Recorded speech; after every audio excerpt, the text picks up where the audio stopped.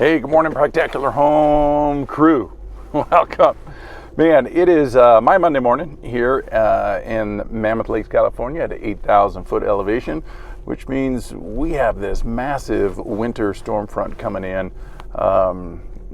Here we like to call it Snowmageddon. In other words, we're gonna possibly get 5 feet in 3 days. So this may be my last post for a couple of days, and because we're gonna be snowed in, locked in, shoveling snow, and just trying to take care and keep everybody safe. So I'm going to jump out. We'll give you the beauty shot, which is the storm coming in. So to the east, we got beautiful sunshine, looks gorgeous, blue sky. To the west, we got ourselves a massive storm front coming over the top of the mountain. So, but we got lots going on here in the shop. So I'll catch you back in my office area there, and we'll give you a quick intro to what's happening in the shop today. All right, so here's the beauty shot, and there's the storm coming in. Woo, no joke. Okay, it's coming in hard, and then we go back a little bit and goes a little bit blue sky, but man, it's gonna be a monster. East, it's beautiful. Blue sky, everything looks good, so you know, we'll go with that. All right, here we go. So Monday morning before a big storm, and we'll see how it plays out, but I need to get a little prep done here, but really gearing up for a full work day in the shop, so I keep it pretty short because we really need to get a lot of work. So today in our kitchen wall build, level 1 students, they are ready to finish installing their junction boxes, installing the protection plates. Then we'll start to pull the Romex wire to the plan where it all goes in and out of the J boxes.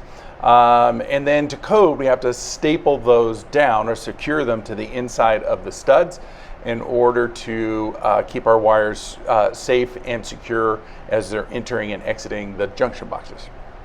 Long story short, for you guys at home, if you were rebuilding a wall or doing a divider wall and you're building new wall structures from scratch, maybe you're doing a basement build out or a partition wall to section off a room, this lesson and module should be really helpful because you'll be able to now see it step by step from the framing stage. How do I cut 2x4s? How do I lay it out? How do I secure it? And now we're getting into the components. So it'll go electrical, rough plumbing, and then we'll go drywall, tape, texture, paint, trim work, all the way through. So this should be a good series for you in order to really get a handle on the total process as we go through. So I'm going to finish up here. We'll catch you after class, and we'll give you a full tour, see how the students do. This is day 3 of their work order, and so technically it's the deadline day. We'll see. Some are almost there, some are a little behind. So we'll see if we can move forward. If not, we'll carry over into the next day, as long as the snowstorm doesn't shut us down.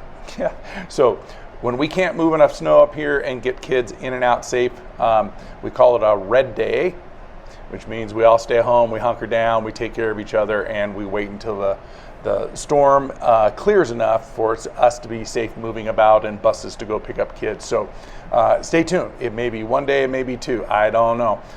But red days are coming, I can feel it. All right, man, we'll see you guys soon. 3, 2,